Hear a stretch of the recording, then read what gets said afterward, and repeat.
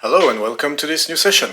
So this time this will be about basically ACLs. What is an ACL? Access control list. In this case we are going to use the command setfacl access control list. Why do we need that? We need to do a little bit of theory here. Basically in Linux you have permissions with the chmod. You set those permissions with chmod, change mod, and basically you can set permissions on owner, group, and others level, and that's it.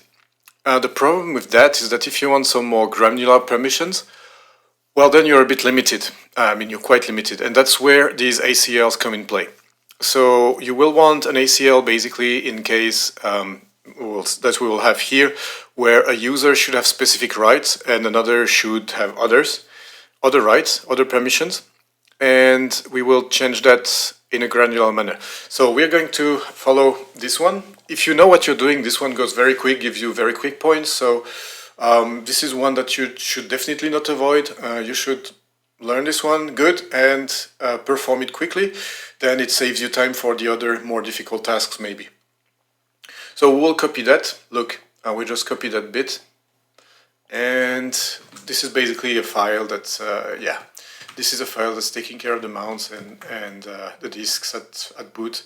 So it's a very important file, but we are just going to copy it somewhere. So basically by saying that we are going to copy source to destination. So this is done. The file is there. You can check by using ls and the list and the escape period shortcut to display the last used argument. And here you see that the file exists, which is good.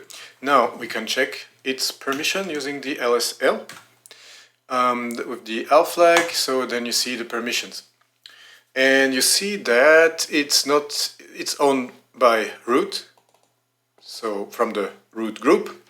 So we are good for that. Nothing to do. Permissions not executable. Do you see a X here? No. So we're good as well. User Natasha should have read and write permissions. So for that, you need to change slightly the stuff, and there we need to do a bit of looking. If you forget, you shouldn't forget the setfacl command, but if you do forget it, you can do man and ACL. You should be able to find it somewhere in the corresponding thingies. Where is it? Extensions, and functions by availability, no, visualization. I think it's C also, probably here, yes. You have the getfacl, so basically show me the file access list. Is it access or control? Yeah, file access control list, yeah, exactly. So show me the file access control list for a specific file, and set the file access control list for a specific file as well. So you have these two, you see them here. If you do man ACL, you find them already. That's in case you forget, but you shouldn't forget. You should remember those by heart, my advice, because it's a super easy and very useful one. So setfacl, and then you have here, if you go down, you just type the end, and you should have some examples. And if you look at the examples, the first example is the one you need in order to set the access control list. It might be that you set it wrong, so you may want to remove those that you set already.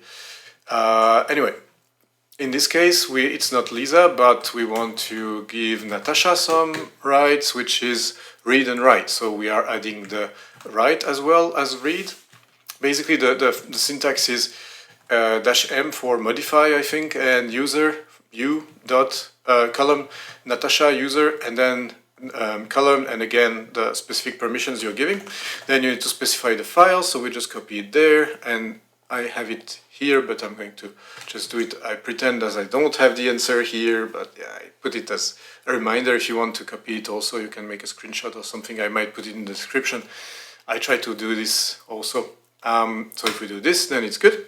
And then we can also deny Harry at the same time, so we'll do basically the same syntax, but this time we'll say Harry, and then we want to put 0.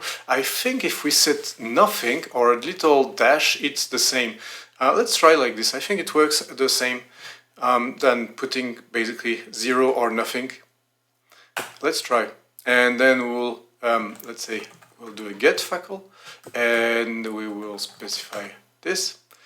And you see, if we do a getfacl, we give the absolute name of the file, then we see that the file is this, owner root, group root, user, a typical normal user, basically other, will have read and write.